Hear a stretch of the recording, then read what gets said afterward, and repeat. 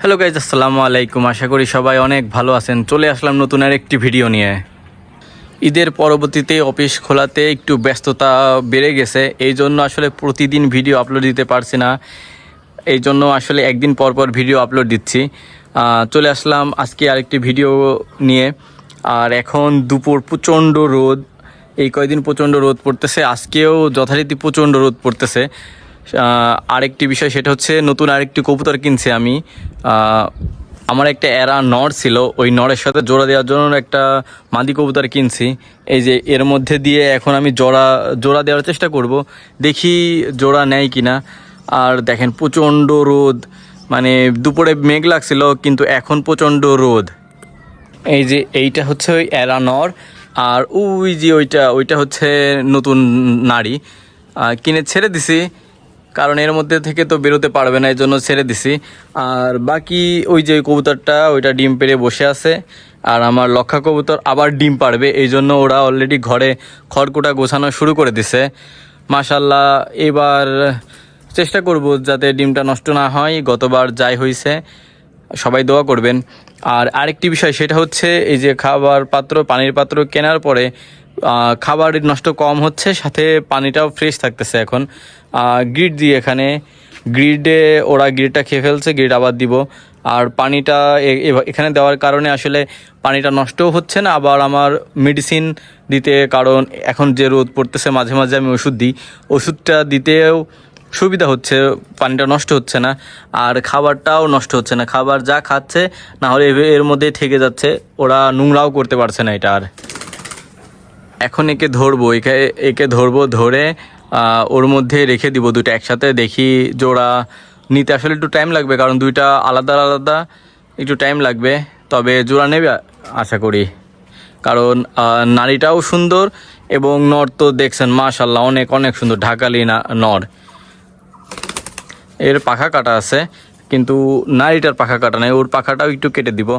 আর বেশি রোদ হওয়ার কারণে আমার লক্ষা কবুতর দুইটাও এখানে এসে বসে থাকে সব সময়, কারণ এখানে সব সময় ছায়া থাকে বলে এখানে থাকে।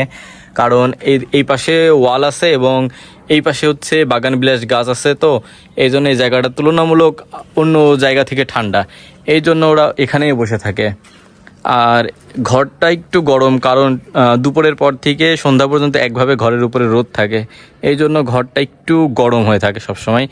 এই জন্য আসলে সবসময় ওরা ওই দিকেই থাকে। এ দেখেন ডিমে আছে, মাশাল্লাহ মাশাল্লাহ। ওদের এই যে এখানে একসাথে দিয়ে ঢেকে রাখছি, এই যে নর এবং নারী একসাথে দিয়ে ঢেকে রাখছি, কারণ এদের এইভাবে আটকায় রাখলে আশা করি 2-1 দিনের মধ্যে জোড়া নিয়ে নিবে। এভাবেই ওদের এখানে রেখে দিব, বাইরে বের করব না ওদের।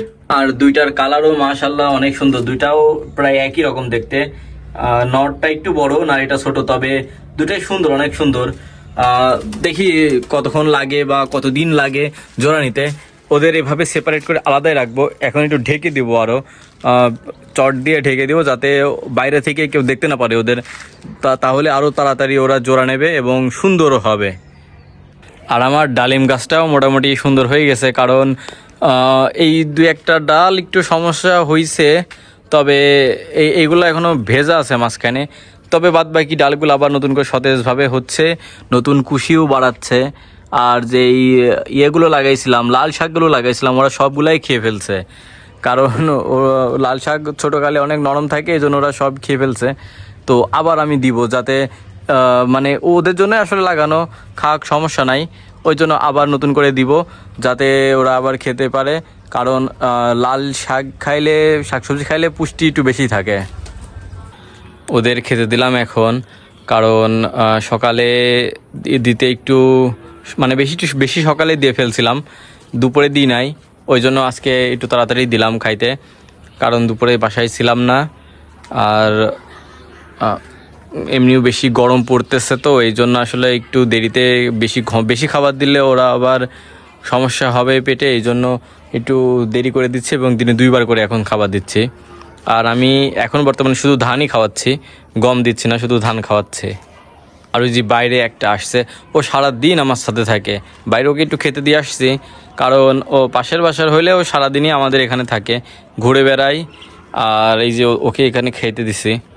আর আমাদের ওরা এই যে এখানে খাচ্ছে লক্ষা, না এটা নারী ওইটা নর। আসলে আমি মাঝে মাঝে ভুলে যাই কোনটা নারী আর কোনটা নর, কারণ দুইটাই সেম সাইজ, বিগ সাইজ, এই জন্য আসলে ভুলে যাই। আর এদের এই যে এভাবে আটকায় রাখছি, দেখা যাক কি হয়। 2-3 দিন রাখবো, জোড়া নেওয়া হয়ে গেলে এদের আবার ছেড়ে দিব, কারণ এরা ভেবে ছেড়ে রাখলে এরা সহজে জোড়া নেবে না, জোড়া নেবে তবে টাইম লাগবে, এই জন্য এদের এরকম আটকায় রাখছি।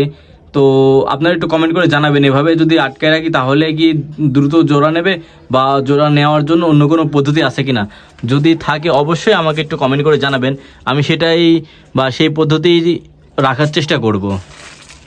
আর ভিডিওটি কেমন লাগলো অবশ্যই আমাকে কমেন্ট করে জানাবেন। আর যারা চ্যানেলে নতুন আছেন অবশ্যই চ্যানেলটি সাবস্ক্রাইব করে দিবেন।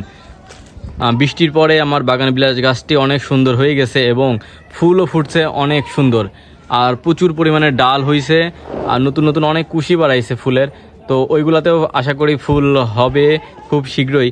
আর এখন তো এমনি সিজন না ফুলের, এই জন্য ফুল একটু কমই হচ্ছে।